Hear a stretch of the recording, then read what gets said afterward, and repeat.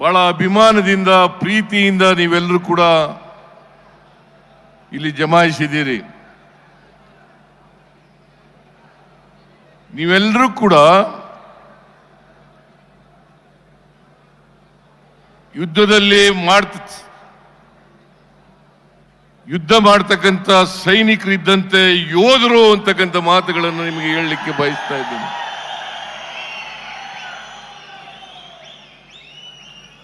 ಪ್ರಜಾಪ್ರಭುತ್ವಕ್ಕೆ ಅಪಾಯ ಬಂದಾಗ, ಸಂವಿಧಾನಕ್ಕೆ ಅಪಾಯ ಬಂದಾಗ ಈ ದೇಶದಲ್ಲಿ ನೀವೆಲ್ಲರೂ ಕೂಡ ಯೋಧರಂತೆ ಹೋರಾಟ ಮಾಡ್ತಿ ಪ್ರಜಾಪ್ರಭುತ್ವವನ್ನ ಸಂವಿಧಾನವನ್ನ ರಕ್ಷಣೆ ಮಾಡ್ತಕ್ಕಂಥ ಕೆಲಸವನ್ನ ನೀವು ಮಾಡ್ತೀರಿ.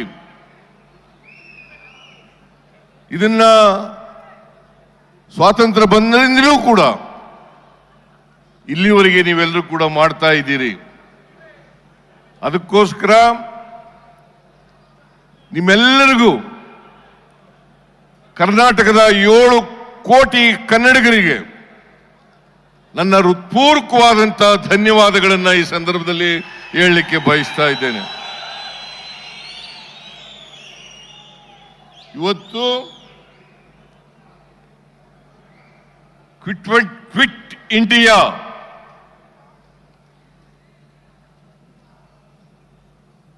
ಚಳವಳಿಯ ದಿನ.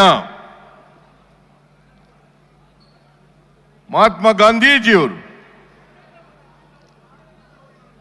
1942 ಆಗಸ್ಟ್ 9ನೇ ತಾರೀಕು ಈ ದೇಶದ ಎಲ್ಲ ಜನರಿಗೆ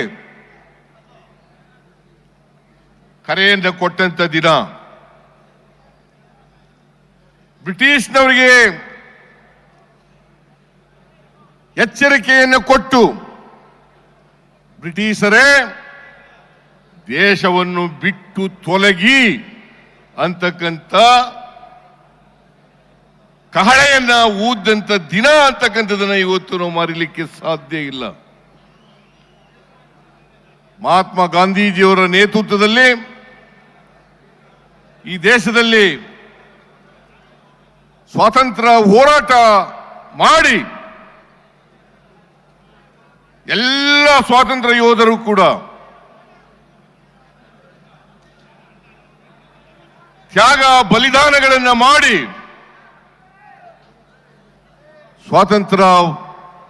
ಸ್ವಾತಂತ್ರ್ಯವನ್ನು ನಮ್ಮೆಲ್ಲರಿಗೂ ಕೂಡ ಲಭಿಸಿಕೊಟ್ರು. ಅಂತಿಮ ಕರೆಯನ್ನು ಮಹಾತ್ಮ ಗಾಂಧೀಜಿಯವರು ಕೊಟ್ಟರು. ಬ್ರಿಟಿಷರೇ ಭಾರತವನ್ನು ಬಿಟ್ಟು ತೊಲಗಿ. ಆ ದಿನ ಇವತ್ತು ಸಮಾವೇಶ ಮಾಡಬೇಕಾದಂತ ಅನಿವಾರ್ಯತೆ ಇದೆ. ನಾನು ಈ ಸಂದರ್ಭದಲ್ಲಿ ಈ ನಾಡಿನ ಎಲ್ಲ ಜನರಿಗೆ, ದೇಶದ ಎಲ್ಲ ಜನರಿಗೆ ಕ್ವಿಟ್ ಇಂಡಿಯಾ ದಿನದ ಶುಭಾಶಯವನ್ನ ಎಲ್ರಿಗೂ ಕೂಡ ಕೋರ್ಲಿಕ್ಕೆ ಬಯಸ್ತಾ ಇದ್ದೇನೆ.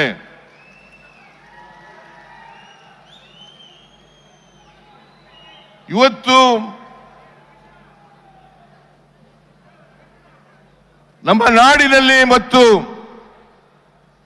ದೇಶದಲ್ಲಿ ಕೋಮುವಾದಿಗಳನ್ನ, ಜಾತಿವಾದಿಗಳನ್ನ,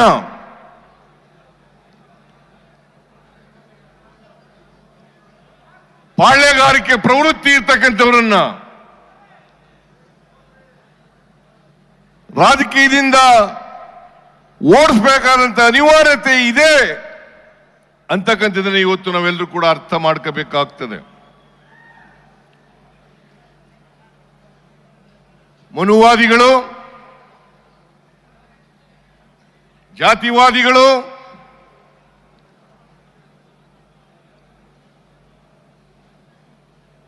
ಹಾಗೂ ಪಾಳ್ಯಗಾರಿಕೆ ಪ್ರವೃತ್ತಿ ಇರ್ತಕ್ಕಂಥವ್ರು ಇವ್ರು ಯಾರು ಕೂಡ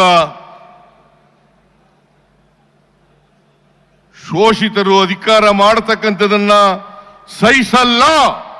ಇದನ್ನ ನಾವೆಲ್ಲರೂ ಕೂಡ ಒಕ್ಕೊಲಿನಿಂದ ಖಂಡಿಸಬೇಕಾಗ್ತದೆ, ವಿರೋಧ ಮಾಡಬೇಕಾಗ್ತದೆ. ಅದಕ್ಕೋಸ್ಕರವಾಗಿ ಈ ಸಮಾವೇಶವನ್ನ ಏರ್ಪಾಡು ಮಾಡಿರ್ತಕ್ಕಂಥದ್ದು.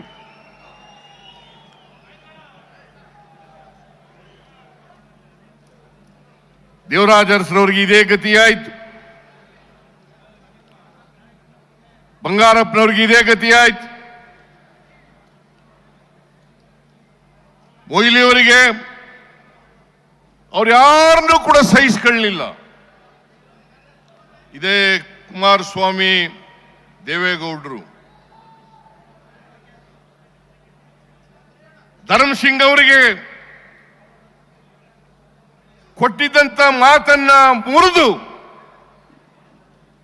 ತಾವೇ ಅಧಿಕಾರಕ್ಕೆ ಬರ್ತಕ್ಕಂಥ ಕೋಮುವಾದಿಗಳ ಜೊತೆ ಸೇರ್ಕೊಂಡು ಅಧಿಕಾರಕ್ಕೆ ಬರ್ತಕ್ಕಂಥ ಪ್ರಯತ್ನವನ್ನ ಮಾಡಿದ್ರು,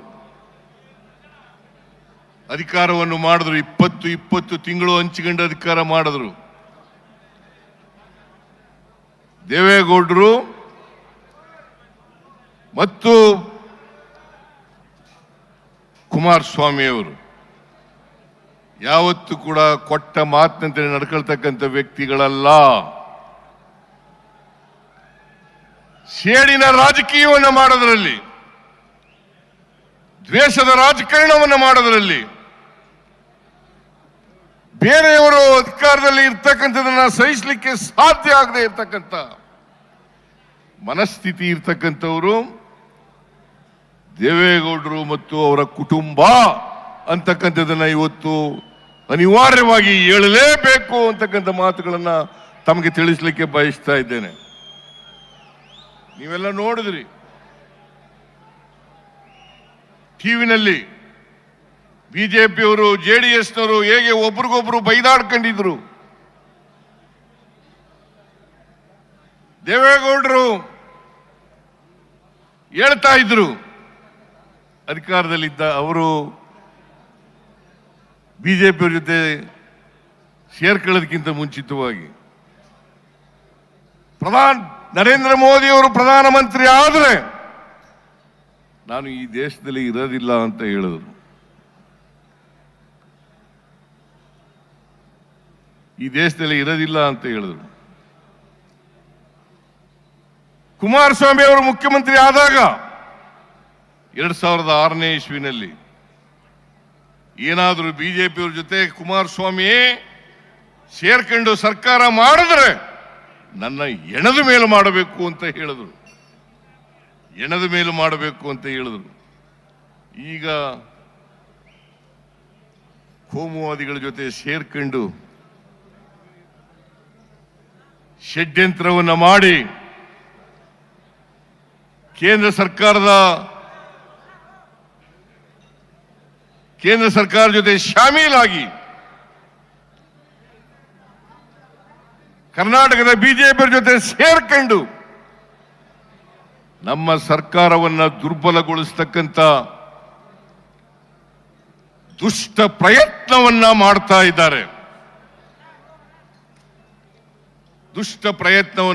ಇದ್ದಾರೆ.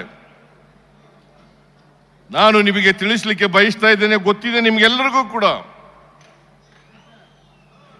ನಾನು 4 ದಶಕಗಳಿಂದ ರಾಜಕೀಯದಲ್ಲಿ ಇದ್ದೇನೆ.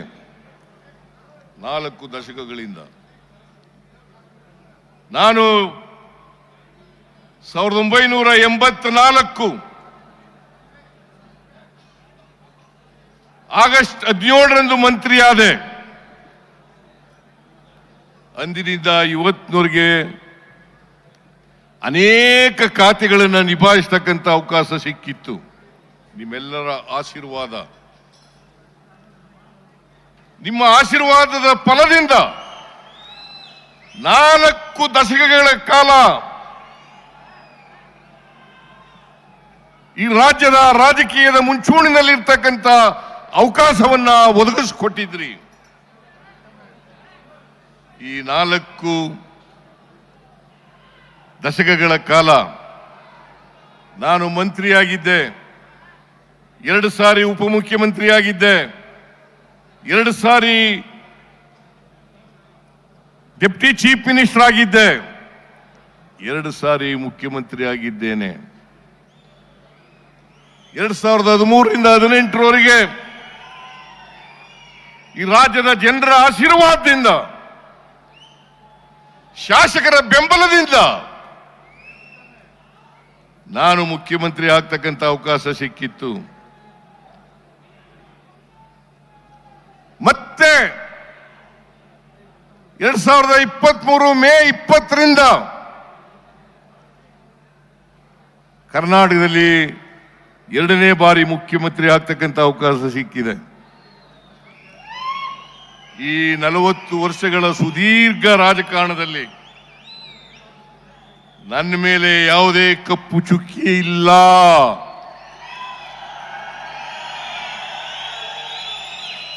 ನನ್ನ ರಾಜಕೀಯ ಜೀವನ ತೆರೆದ ಪುಸ್ತಕ.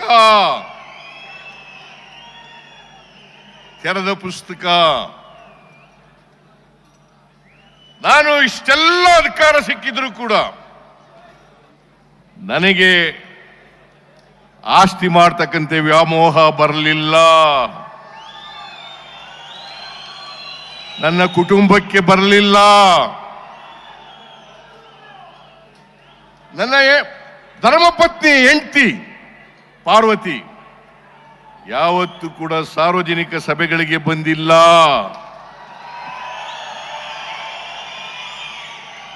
ನಾನು ಮಂತ್ರಿ ಆಗಲಿ ಮುಖ್ಯಮಂತ್ರಿ ಆಗಲಿ ಪ್ರಮಾಣ ವಚನ ಸ್ವೀಕಾರ ಮಾಡತಕ್ಕಂಥ ಸಮಾರಂಭಕ್ಕೂ ಬಂದಿಲ್ಲ. ಬಹುಶಃ ಇಲ್ಲಿ ಕೂತಿರ್ತಕ್ಕಂಥ ಅನೇಕ ಜನರು ನನ್ನ ಹೆಂಡತಿ ಮುಖನೂ ಕೂಡ ನೋಡಿಲ್ಲ.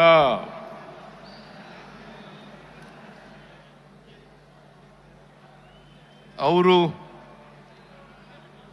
ತಪ್ಪು ಮಾಡಲಿಕ್ಕೆ ಸಾಧ್ಯನಾ? ನಾನು ತಪ್ಪು ಮಾಡಲಿಕ್ಕೆ ಸಾಧ್ಯನಾ? ಈ ರಾಜ್ಯದ ಜನರಿಗೆ ದ್ರೋಹ ಮಾಡಲಿಕ್ಕೆ ಸಾಧ್ಯನಾ? ಯಾವತ್ತೂ ಕೂಡ ದ್ರೋಹ ಮಾಡಲ್ಲ, ಮಾಡಿಲ್ಲ, ಮಾಡೋದು ಇಲ್ಲ. ನಾನು ಎಲ್ಲಿವರೆಗೆ ರಾಜಕೀಯದಲ್ಲಿ ಇರ್ತೀನಿ ಅಲ್ಲಿವರೆಗೆ ಮಾಡಲ್ಲ.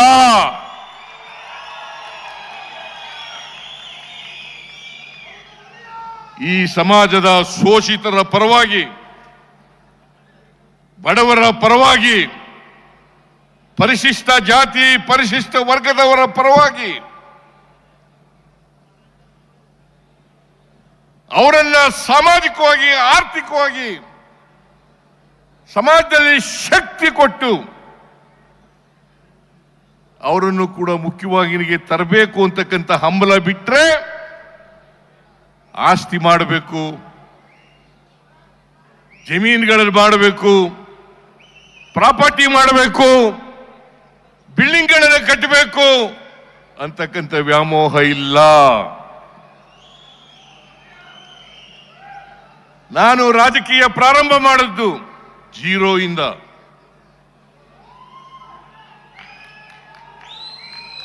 ನಿಮಗೆ ನಿಜ ಹೇಳಬೇಕು ಅಂದ್ರೆ 1983ನೇ ಇಸ್ವಿನಲ್ಲಿ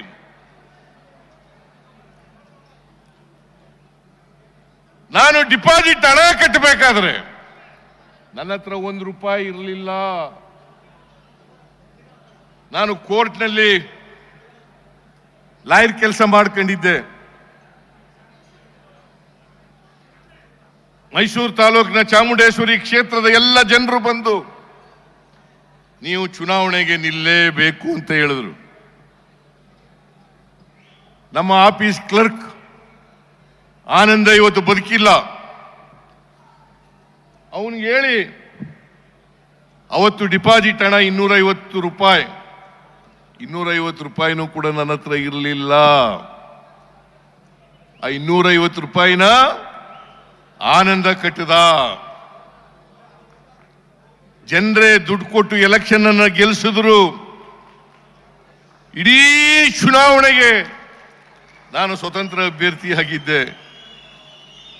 ಚುನಾವಣೆಗೆ ಜನರೇ ದುಡ್ಡು ಕೊಟ್ಟು ಒಟ್ಟು ಖರ್ಚಾದಂತ ಹಣ ₹63,000. ನಾನು ಇವತ್ತಿಗೂ ಕೂಡ ನಮ್ಮ ಅಪ್ಪ ಶ್ರೀಮಂತ ಅಲ್ಲ. ನಮ್ಮ ಕುಟುಂಬ ಶ್ರೀಮಂತ ಕುಟುಂಬ ಅಲ್ಲ,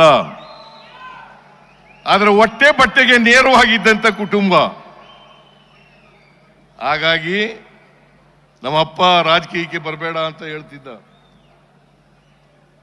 ನೀನು ರಾಜಕೀಯಕ್ಕೆ, ನಾನು ತಾಲೂಕು ಬೋರ್ಡ್ ಎಲೆಕ್ಷನ್ ನಿಂತ 1978ನೇ ಇಸ್ವಿನಲ್ಲಿ ನಮ್ಮಪ್ಪನ ಕೇಳದೆ ಹೋಗಿ ತಾಲೂಕು ಅಭಿವೃದ್ಧಿ ಮಂಡಳಿಗೆ ನಿಲ್ಬೇಕು ಅಂತ ಇದ್ದೀನಿ, ನನಗೆ ಒಪ್ಪಿಗೆ ಕೊಡು ಅಂತ ಕೇಳಿದೆ ನಮ್ಮ ಅಪ್ಪನಿಗೆ. ನೀನು ಚುನಾವಣೆಗೆ ನಿಲ್ಕೂಡುದು ಅಂತ ನಮ್ಮ ಅಪ್ಪ ಹಠ ಮಾಡಿದ್ರು. ನಾನು ಊರಿನವರೆಲ್ಲ ಪಂಚಾಯಿತಿ ಸೇರಿಸಿದೆ. ನೀವು ದುಡ್ಡು ಕೊಡಬೇಡಪ್ಪ, ₹1 ಕೊಡಬೇಡ, ನಾನು ಚುನಾವಣೆ ನಿಂತ್ಕೋತೀನಿ, ಗೆದ್ದು ಬರ್ತೀನಿ ಅಂತ ಹೇಳಿ ಪಂಚಾಯತಿನಲ್ಲಿ ತೀರ್ಮಾನ ಮಾಡಿ ಪಂಚಾಯತಿಯವರೆಲ್ಲ ಹೇಳಿದ ಮೇಲೆ ನಮ್ಮ ಅಪ್ಪ ಒಪ್ಕೊಂಡ. ಹಾಗಾಗಿ ಇಡೀ ತಾಲೂಕು ಬೋರ್ಡ್ ಎಲೆಕ್ಷನ್ಗೆ ನಾನು ಮತ್ತು ಮಹೇಶ MLC ಆಗಿದ್ರು. ಅವನು ಸ್ಕೂಟ್ರು, ಆ ಸ್ಕೂಟ್ರಲ್ಲಿ ಆಂಬ್ಯುಲೆನ್ಸ್ಗೆ ಬಂದು ಚುನಾವಣೆಯಲ್ಲಿ ಗೆದ್ದೆ ನಾನು. 83ರಲ್ಲಿ ನಿಮ್ಗೆಲ್ಲ ಗೊತ್ತಿದೆ, ನೀವೇ ಗೆಲ್ಲಿಸಿದವರು ಅನೇಕ ಜನ, ಚಾಮುಂಡೇಶ್ವರಿ ಕ್ಷೇತ್ರದ ಜನ ಇಲ್ಲಿದ್ದೀರಿ, ನೀವೇ ಗೆಲ್ಲಿಸಿದ್ರಿ. ₹63,000 ಚುನಾವಣೆ ಖರ್ಚಾಯ್ತು. 2 ವರ್ಷ ಶಾಸಕನಾಗಿದ್ದೆ, ಮತ್ತೆ ಚುನಾವಣೆ ಬಂತು, ಮತ್ತೆ ಜನರೇ ಗೆಲ್ಲಿಸಿದ್ರು. ನನ್ನ 9 ಚುನಾವಣೆಗಳನ್ನು ಕೂಡ ಜನರೇ ಗೆಲ್ಲಿಸಿದ್ದಾರೆ ಹೊರತು ನಾನು ಮನೆಯಿಂದ ₹1 ಖರ್ಚು ಮಾಡಿಲ್ಲ.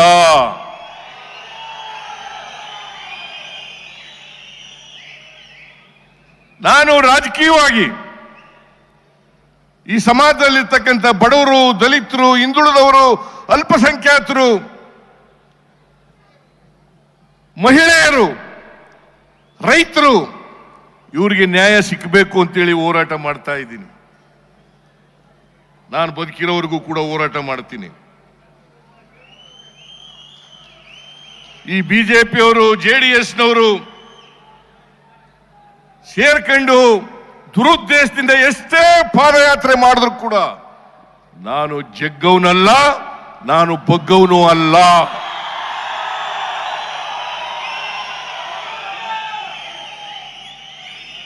ನಾನು ಜಗ್ಗವನು ಅಲ್ಲ, ಬಗ್ಗವನು ಅಲ್ಲ. ನಿಮ್ಮ ಆಶೀರ್ವಾದ ಎಲ್ಲಿವರೆಗೆ ಇರ್ತದೆ ಅಲ್ಲಿವರೆಗೆ ನನಗೆ ಯಾರೂ ಕೂಡ ಮುಟ್ಲಿಕ್ಕೆ ಸಾಧ್ಯ ಇಲ್ಲ.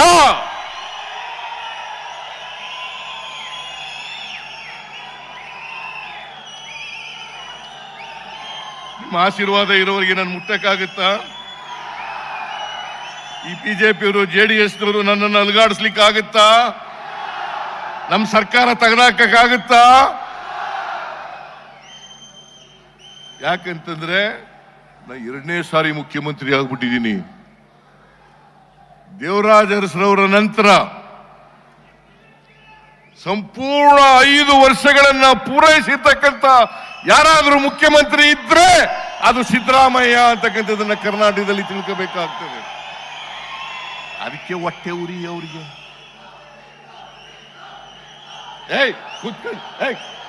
ಕೂತ್ಕೊಂಡ್ರ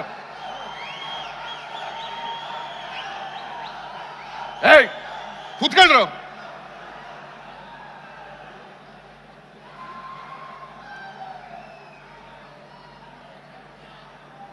ಎಲ್ಲಿವರೆಗೆ ನಿಮ್ಮ ಆಶೀರ್ವಾದ ಇರ್ತದೆ, ನಿಮ್ಮ ಪ್ರೀತಿ ಅಭಿಮಾನ ಇರ್ತದೆ, ಅಲ್ಲಿವರೆಗೆ ಬಿಜೆಪಿಯವರಿಂದಾಗಲಿ JDSನವರಿಂದಾಗಲಿ ನನ್ನನ್ನು ಅಲುಗಾಡಿಸ್ಲಿಕ್ಕೆ ಸಾಧ್ಯ ಇಲ್ಲ, ನಮ್ಮ ಸರ್ಕಾರವನ್ನ ಅಲುಗಾಡಿಸ್ಲಿಕ್ಕೆ ಸಾಧ್ಯ ಇಲ್ಲ. ನನಗೆ ಗೊತ್ತಿದೆ, ನೀವೆಲ್ಲರೂ ಕೂಡ ಯೋಧರಂತೆ ಹೋರಾಟ ಮಾಡೇ ಮಾಡ್ತೀರಿ ನನ್ನ ಪರವಾಗಿ ಅಂತಕ್ಕಂಥ ಸಂಪೂರ್ಣ ವಿಶ್ವಾಸ ನನ್ನಲ್ಲಿದೆ. ಮಹಾತ್ಮ ಗಾಂಧೀಜಿಯವರು, ಅಂಬೇಡ್ಕರ್ ಅವರು ಹೇಳ್ತಾ ಇದ್ರು, ನಮ್ಮ ಸಂವಿಧಾನಕ್ಕೆ ಕಿಂಚಿತ್ತು ಆಪತ್ತು ಬಂದಾಗ ನೀವೆಲ್ಲ ಹೋರಾಟವನ್ನು ಮಾಡಿ ಪ್ರಜಾಪ್ರಭುತ್ವವನ್ನು ಉಳಿಸಬೇಕು, ಸಂವಿಧಾನವನ್ನು ಉಳಿಸಬೇಕು ಅಂತಕ್ಕಂಥ ಮಾತುಗಳನ್ನು ಹೇಳ್ತಾ ಇದ್ರು. ಇವತ್ತು ನಾವು ಪ್ರಜಾಪ್ರಭುತ್ವಕ್ಕಾಗಿ, ಸಂವಿಧಾನಕ್ಕಾಗಿ ನಿಮ್ಮ ಆಶೀರ್ವಾದ ಬಲದಿಂದ ಹೋರಾಟವನ್ನು ಮಾಡ್ತಾ ಇದ್ದೇವೆ.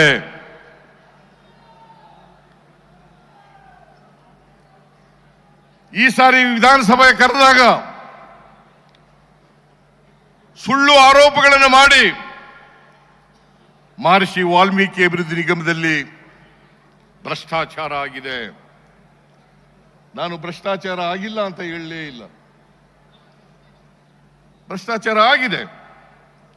ಆದರೆ ವಾಲ್ಮೀಕಿ ಅಭಿವೃದ್ಧಿ ನಿಗಮದಲ್ಲಿ ನಡೆದಿರ್ತಕ್ಕಂಥ ಭ್ರಷ್ಟಾಚಾರಕ್ಕೂ ನಮಗೂ ಸಂಬಂಧ ಇಲ್ಲ. ಫೈನಾನ್ಸ್ ಮಿನಿಸ್ಟರ್ಗೂ ಅದಕ್ಕೂ ಸಂಬಂಧ ಇಲ್ಲ. ನನ್ನನ್ನ ರಾಜಕೀಯವಾಗಿ ತುಳಿಬೇಕು, ಸಿಕ್ಕಿಸ್ಬೇಕು ಅಂತ ಹೇಳಿ ಕುಟಿಲ ಪ್ರಯತ್ನವನ್ನ ಮಾಡಿದ್ರು. ಇಡೀ ಸದನ 10 ದಿನಗಳ ಕಾಲ ಕರೆದಿದ್ದು ನಾವು, 2 ವಾರ ಬರೀ ಇದೊಂದೇ ಇಶ್ಯೂ ಮೇಲೆ ಚರ್ಚೆ ಆಯ್ತು. ಏನು ಸಿಗ್ಲಿಲ್ಲ. ಎಲ್ಲ ಜೆಡಿಎಸ್ನವರು ಮತ್ತು ಬಿಜೆಪಿಯವರು ನಾವು ಅವ್ರಿಗೆಲ್ಲ ಚರ್ಚೆ ಮಾಡಲಿಕ್ಕೆ ಅವಕಾಶವನ್ನು ಕಲ್ಪಿಸಿಕೊಟ್ಟು ಬಹಳ ದೀರ್ಘಕಾಲ R Ashoka leader of the opposition 2 ದಿನ ಮಾತಾಡಿದ್ರು.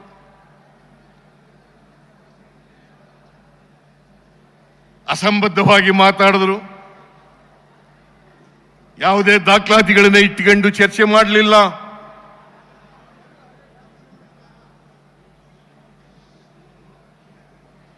ಇವತ್ತು ಏನಾದರೂ ನಾನು ಕೂಡಲೇ ಈ ವಿಚಾರ ಪ್ರಸ್ತಾಪ ಆದ ತಕ್ಷಣ, ಪತ್ರಿಕೆಯಲ್ಲಿ ಬಂದ ತಕ್ಷಣ SIT ರಚನೆ ಮಾಡಿ ತನಿಖೆ ಮಾಡಲಿಕ್ಕೆ ಪ್ರಾರಂಭ ಮಾಡಿತು. ಯಾರು ವಾಲ್ಮೀಕಿ ಅಭಿವೃದ್ಧಿ ನಿಗಮ ಮಂಡಲದಲ್ಲಿ ಆರೋಪಿಗಳಿದ್ದಾರೆ, ಅವರೆಲ್ಲರನ್ನು ಕೂಡ ಅರೆಸ್ಟ್ ಮಾಡಿದ್ರು. 12 ಜನರನ್ನು ಅರೆಸ್ಟ್ ಮಾಡಿಸಿದ್ದೀವಿ. 12 ಜನರನ್ನು ಅರೆಸ್ಟ್ ಮಾಡಿದ್ದೀವಿ. ಸ್ಪೆಷಲ್ ಇನ್ವೆಸ್ಟಿಗೇಷನ್ ಟೀಮ್ ಒಟ್ಟು ವಾಲ್ಮೀಕಿ ಅಭಿವೃದ್ಧಿ ಮಂಡಳಿನಲ್ಲಿ 84,63,00,000 ಭ್ರಷ್ಟಾಚಾರ ಆಗಿರ್ತಕ್ಕಂಥದ್ದು. 84,63,00,000. ಅದು ಅಲ್ಲಿರ್ತಕ್ಕಂಥ ಅಧಿಕಾರಿಗಳು ಮತ್ತೆ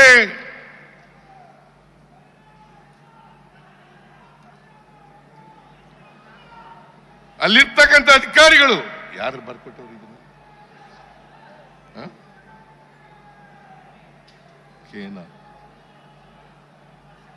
ಅಲ್ಲಿರ್ತಕ್ಕಂಥ ಅಧಿಕಾರಿಗಳು ಭ್ರಷ್ಟಾಚಾರದಲ್ಲಿ ಶಾಮೀಲಾಗಿದ್ದಾರೆ ಅಂತೇಳಿ ಚಾರ್ಜ್ ಶೀಟ್ ಆಗಿದೆ. ಬಹುಶಃ ಇಂಥ ಹಗರಣದಲ್ಲಿ SIT ಪೊಲೀಸ್ನವರು 50 ಕೋಟಿ ರೂಪಾಯಿಗಳನ್ನ ರಿಕವರ್ ಮಾಡಿದ್ದಾರೆ. 50 ಕೋಟಿ ರೂಪಾಯಿಗಳನ್ನ ರಿಕವರ್ ಮಾಡಿದ್ದಾರೆ. 46 ಕೋಟಿ ರೂಪಾಯಿಗಳನ್ನ ಹೈದರಾಬಾದ್ನಲ್ಲಿರ್ತಕ್ಕಂಥ ಸೊಸೈಟಿ, ಆ ಸೊಸೈಟಿಗೆ 46 ಕೋಟಿಗಳನ್ನ ಸೀಜ್ ಮಾಡಿದ್ದಾರೆ.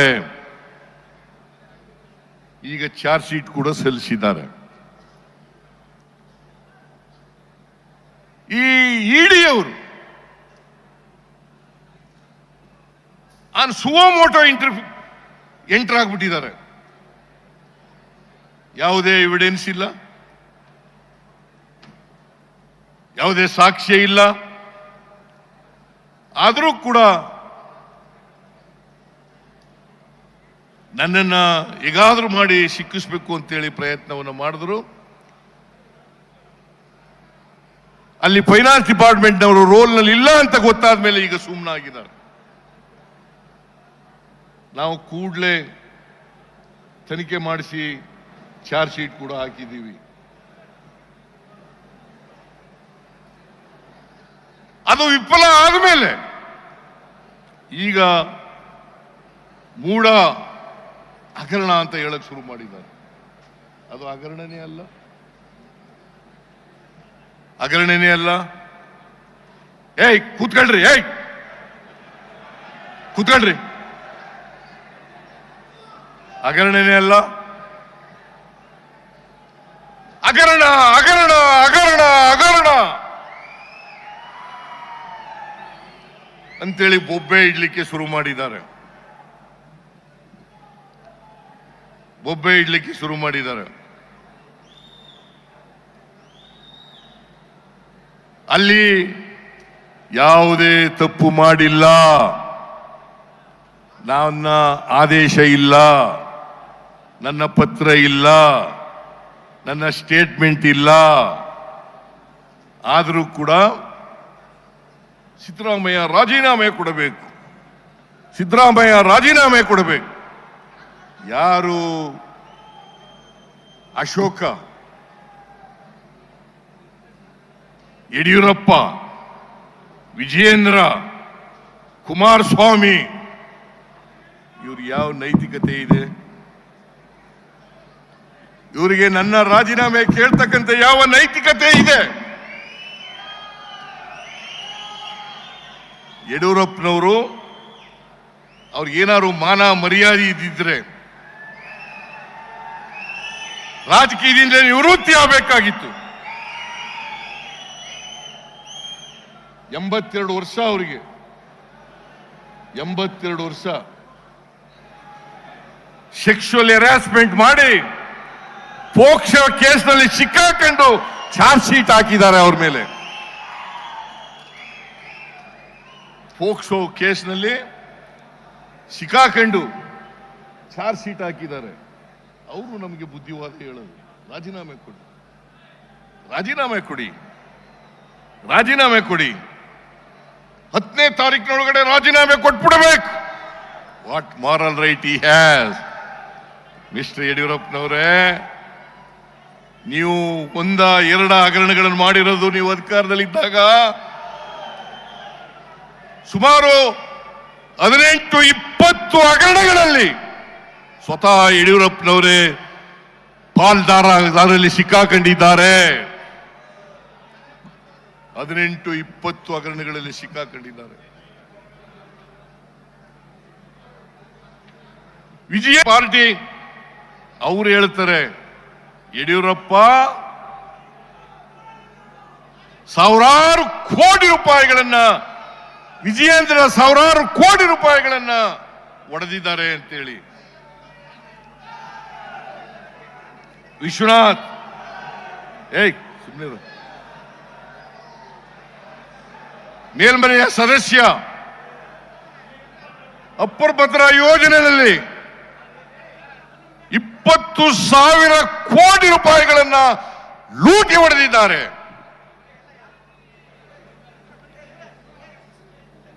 ಕುಮಾರಸ್ವಾಮಿ, ನಿಮ್ಗೆ ಯಾವ ನೈತಿಕತೆ ಇದೆಯೇನ್ರಿ?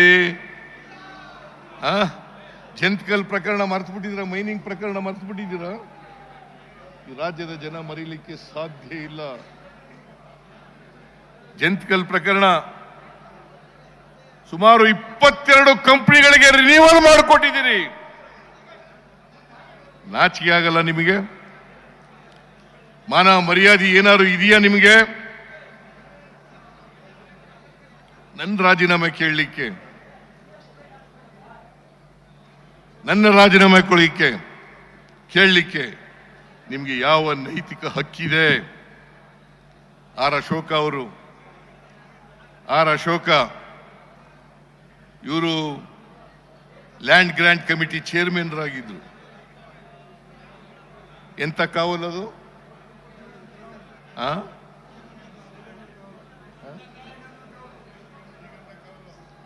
2,500 ಎಕರೆ ಜಮೀನನ್ನ ಹಂಚಿದ್ದಾರೆ.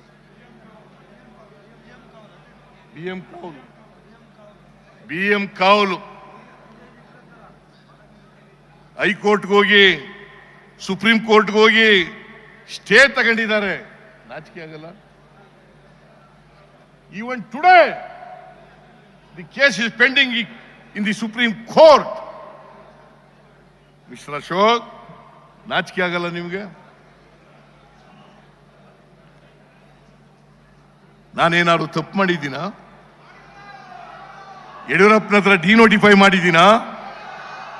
ಯಡಿಯೂರಪ್ಪನ ತರ ಪ್ರೇರಣಾ ಸಂಸ್ಥೆಗೆ ಚೆಕ್ ಮೂಲಕ ದುಡ್ಡು ತಗೊಂಡಿದ್ದೀನಾ? ಈ ಪ್ರಶ್ನೆಗಳಿಗೆಲ್ಲ ಉತ್ತರ ಹೇಳಬೇಕು. ಎಲ್ಲ ಪ್ರಶ್ನೆಗಳಿಗೆ ಉತ್ತರ ಹೇಳಬೇಕು.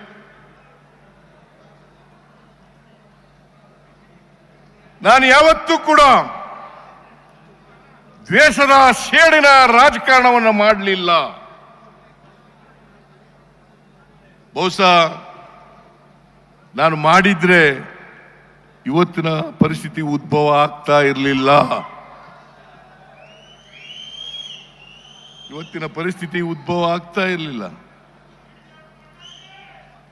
ಇವರೆಲ್ಲರೂ ಜೈಲಿಗೆ ಹೋಗ್ಬೇಕಾಗಿದ್ದವರು. ಅಶೋಕ, ವಿಜೇಂದ್ರ, ಕಲ್ಕತ್ತಾದಲ್ಲಿ ಶೆಲ್ ಕಂಪನಿಗಳ ಮೂಲಕ ದುಡ್ಡು ಹೊಡೆದಿರೋರು ಯಾರು? ವಿಜೇಂದ್ರ ಯಾರು?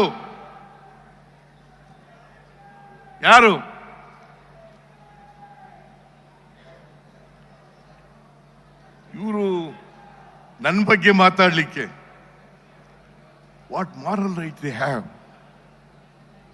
40 ವರ್ಷಗಳ ರಾಜಕಾರಣದಲ್ಲಿ ಅನೇಕ ವರ್ಷಗಳ ಕಾಲ ಅಧಿಕಾರದಲ್ಲಿದ್ರು ಕೂಡ ನಾನು 15 ಬಜೆಟ್ಗಳನ್ನು ಮಂಡಿಸಿದ್ದೀನಿ. ಸುಮಾರು 12-13 ವರ್ಷ ಹಣಕಾಸಿನ ಮಂತ್ರಿಯಾಗಿದ್ದೆ. ದಾಖಲೆಯ ಬಜೆಟ್ ಅನ್ನು ಮಂಡಿಸಿದ್ದೀನಿ. ನನಗೆ ಆಸ್ತಿಗಳ ವ್ಯಾಮೋಹ ಇದ್ದಿದ್ರೆ ಕೋಟಿಗಟ್ಟಲೆ ಹಣ ಮಾಡ್ಕೋಬಹುದಾಗಿತ್ತಲ್ಲ.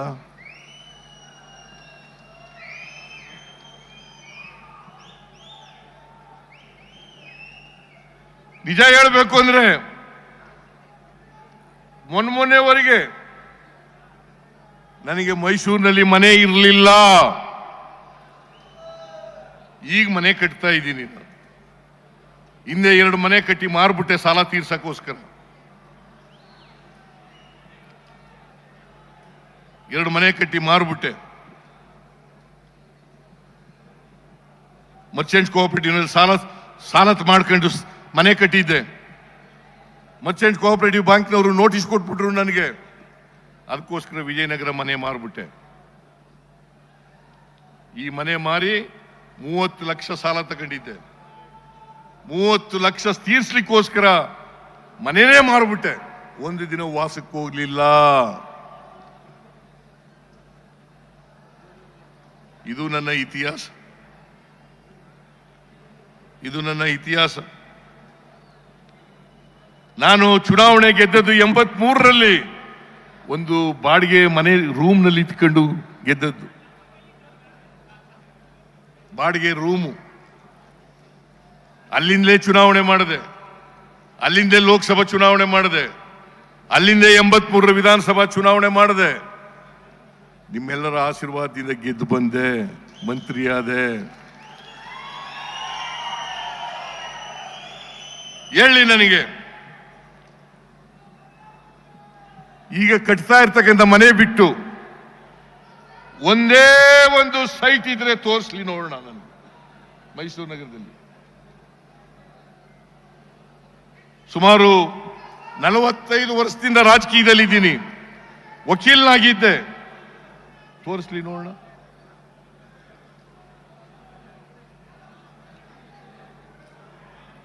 ಅದರಿಂದ ಇವತ್ತು ಏನು ಮೂಡಾದಲ್ಲಿ ಆಗಿದೆ ಅಂತ ಒಬ್ಬೆ ಹೊಡಿತಾ ಇದ್ದಾರೆ. ನನ್ನನ್ನ ಸಿಕ್ಕಿಸಬೇಕು ಅಂತ ಪ್ರಯತ್ನವನ್ನು ಮಾಡ್ತಾ ಇದ್ದಾರೆ. ರಾಜಭವನವನ್ನ ದುರುಪಯೋಗ ಮಾಡಿಕೊಳ್ಳಲಿಕ್ಕೆ ಪ್ರಯತ್ನವನ್ನು ಮಾಡ್ತಾ ಇದ್ದಾರೆ.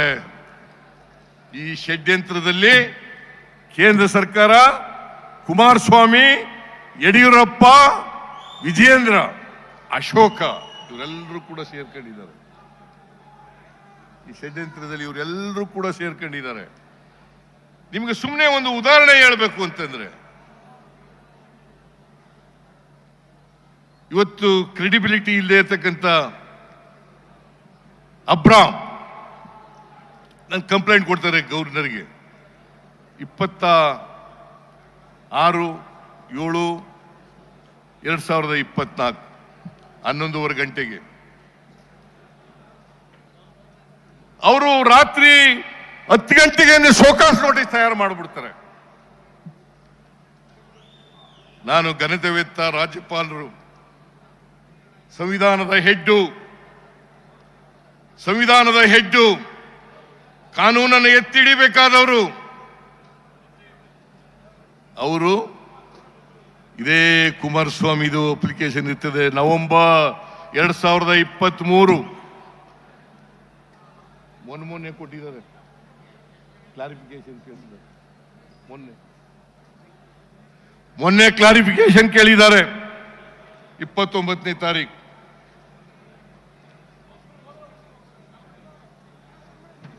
ಜೊಲ್ಲೆ, ಶಶಿಕಲಾ ಜೊಲ್ಲೆ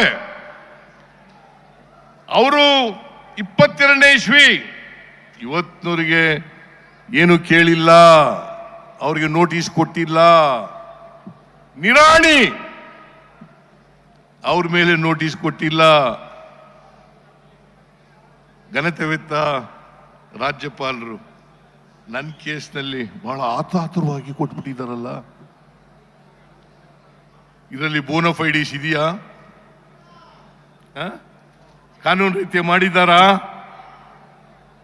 ಮಾಡಿಲ್ಲ.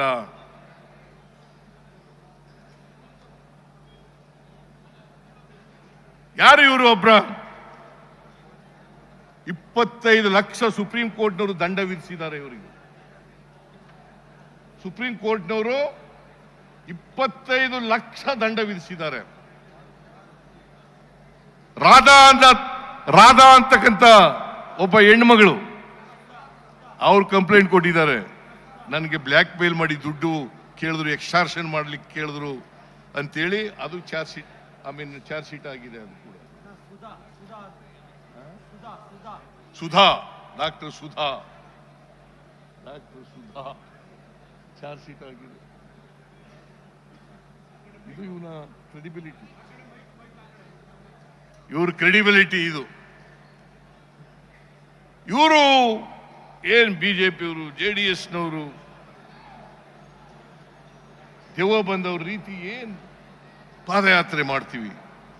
ಎಲ್ಲಿದೆ ನನ್ನ ತಪ್ಪು? ಎಲ್ಲಿದೆ ನನ್ನ ತಪ್ಪು? ಇಲ್ಲಿ ತನ್ವೀರ್ ಸೇಠ್ ಕೂತಿದ್ದಾರೆ, ಇವರು ಕೂಡ ಮೂಡ ಮೆಂಬರು. ಏನಪ್ಪ, ನಾನು ಯಾವತ್ತಾರು ನೀನು ಫೋನ್ ಮಾಡಿದ್ದೀನ?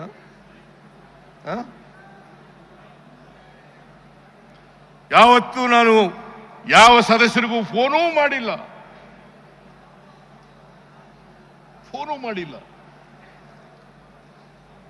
2010ರಲ್ಲಿ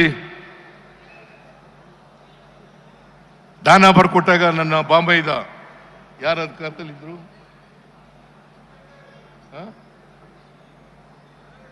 ಯಡಿಯೂರಪ್ಪ. ಆಮೇಲೆ 2021ರಲ್ಲಿ ಸೈಟ್ ಕೊಟ್ಟಾಗ ಯಾರ ಅಧಿಕಾರದಲ್ಲಿದ್ರು? ಬಿಜೆಪಿ. ಬಸವರಾಜ ಬೊಮ್ಮಾಯಿ, ಯಡಿಯೂರಪ್ಪ. ಎಲ್ಲಿದೆ ತಪ್ಪು? ಏನಾರು ತಪ್ಪು ಮಾಡಿರ್ತಕ್ಕಂಥದ್ದು ಮೂಢ. ಯಾಕಂದ್ರೆ ಬಿಜೆಪಿಯವರು ಹೇಳ್ತಾರೆ ತಪ್ಪು ಮಾಡಿದ್ದಾರೆ. ನಾನು ಇನ್ಫ್ಲೂಯೆನ್ಸ್ ಮಾಡಿದ್ದೀನಿ. ಡೆಪ್ಟಿ ಚೀಫ್ ಮಿನಿಸ್ಟರ್ ಇದ್ದಾಗ ಲೀಡರ್ ಆಫ್ ದಿ ಅಪೋಸಿಷನ್ ಆಗಿ ಇನ್ಫ್ಲೂಯೆನ್ಸ್ ಮಾಡಿದ್ದೀನಿ. ಅವ್ರದೇ ಅಧ್ಯಕ್ಷ, ಅವ್ರ ಪಾರ್ಟಿ ಅಧ್ಯಕ್ಷ ರಾಜೀವ್, ಅವನಿಗೂ ಫೋನ್ ಮಾಡಿಲ್ಲ ನಾನು.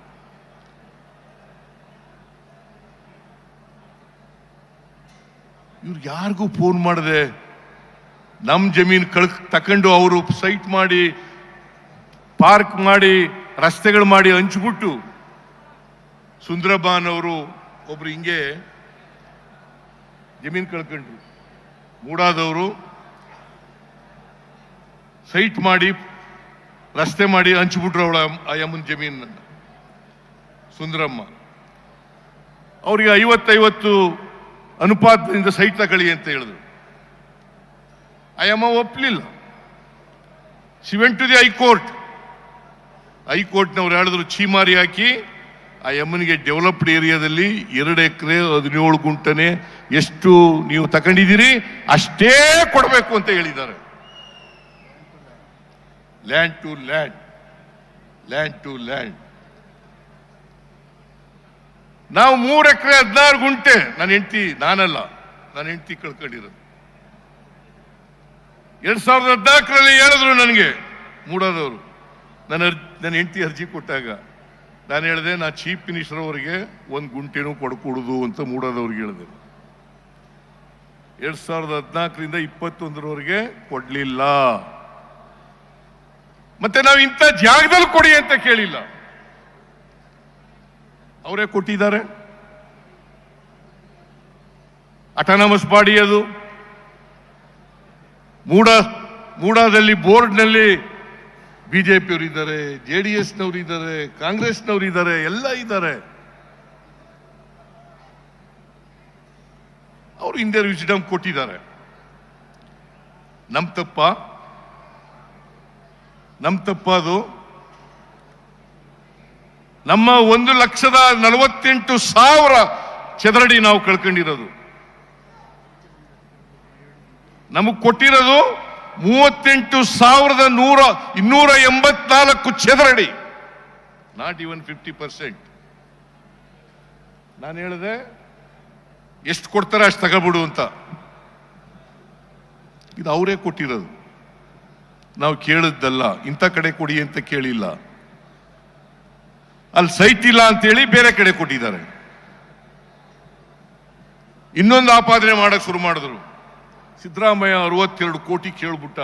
ನಾನು ಹೇಳಿದೆ, ಲ್ಯಾಂಡ್ ಎಕ್ಸ್ಚೇಂಜ್ ಪ್ರಕಾರ 3 ಪಟ್ಟು ಕೊಡಬೇಕಾಗ್ತದಪ್ಪ, ಅಷ್ಟೊಂದು ದುಡ್ಡು ಮೂಡಾದಲ್ಲಿ ಇಲ್ಲ. ಸುಮಾರು ಅದ್ರ ಪ್ರಕಾರ 3% 3 ಟೈಮ್ಸ್ ಕೊಡಬೇಕು ಅಂತಂದ್ರೆ ಜಾಸ್ತಿ ಆಗುತ್ತೆ ದುಡ್ಡು. ಬಡ್ಡಿ ಎಲ್ಲ ಸೇರಿ 60 ಕೋಟಿ ಮೇಲೆ ಆಗ್ಬಿಡ್ಬೋದು ಅಂತ ಹೇಳಿದೆ. ಅದನ್ನೇ ತಿರ್ಗಾ ಮುರುಗಿ ಮಾಡಿ ಸಿದ್ದರಾಮಯ್ಯನವರು 67 ಕೋಟಿ ಕೇಳ್ಬಿಟ್ರು. ಸಿದ್ದರಾಮಯ್ಯನವರು 60. ನಾನು ಹೇಳಿದೆ 62 ಕೋಟಿ ಇಲ್ಲ, ಕಾನೂನು ಪ್ರಕಾರ ಕೊಡಬೇಕಾಗ್ತದೆ ಅಂತ ಹೇಳಿದೆ. ಸೊ ಅದರಲ್ಲಿ ನಮ್ದೇನು ತಪ್ಪಿಲ್ಲ. ನಾನು ಇವ್ರು ಯಾಕೆ ಗೊತ್ತಾ ಪಾದಯಾತ್ರೆ ಮಾಡ್ತಾ ಇರೋದು? ಯಾಕೆ ಗೊತ್ತಾ ಮಾಡ್ತಾ ಇರೋದು? ನಾನು ಬಡವ್ರ ಪರವಾಗಿದ್ದೀನಿ ಅಂತ, ಹಿಂದುಳಿದವ್ರ ಪರವಾಗಿದ್ದೀನಿ ಅಂತ, ದಲಿತರ ಪರವಾಗಿದ್ದೀನಿ ಅಂತ, ಅಲ್ಪಸಂಖ್ಯಾತರ ಪರವಾಗಿದ್ದೀನಿ ಅಂತ. ಬಡವರಿಗೆ 2013ರಿಂದ 2018ರವರೆಗೆ ಅನೇಕ ಬಡವರಿಗೆ ಕಾರ್ಯಕ್ರಮಗಳನ್ನು ಮಾಡೋದು.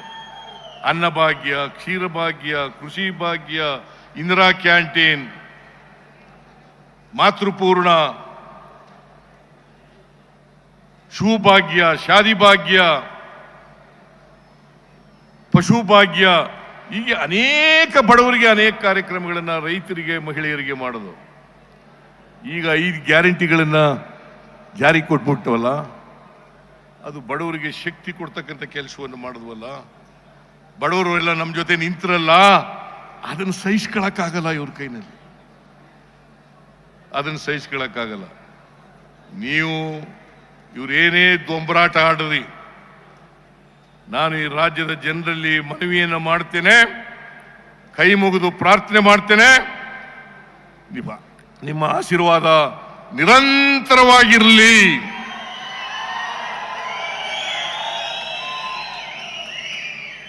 ನಿರಂತರವಾಗಿ ನೀವು ಹೋರಾಟ ಮಾಡ್ತೀರಿ ಅಲ್ವಾ? ಹೋರಾಟ ಮಾಡ್ತೀರಿ ಅಲ್ವಾ? ನಾನು ಈ ಬಿಜೆಪಿಯವರಿಗೆ, JDSನವರಿಗೆ ಎದುರ್ಕೊಂಡು, ನಮ್ಮ ಈ ಮನುವಾದಿಗಳಿಗೆ ಎದುರ್ಕೊಂಡು, ಜಾತಿವಾದಿಗಳಿಗೆ ಎದುರ್ಕೊಂಡು ಮನೇಲಿ ಸುಮ್ಮನೆ ಕೂರವನಲ್ಲ. ನಾನು ಬಗ್ಗವನು ಅಲ್ಲ, ನಾನು ಜಗ್ಗವನು ಅಲ್ಲ ಅಂತಕ್ಕಂಥ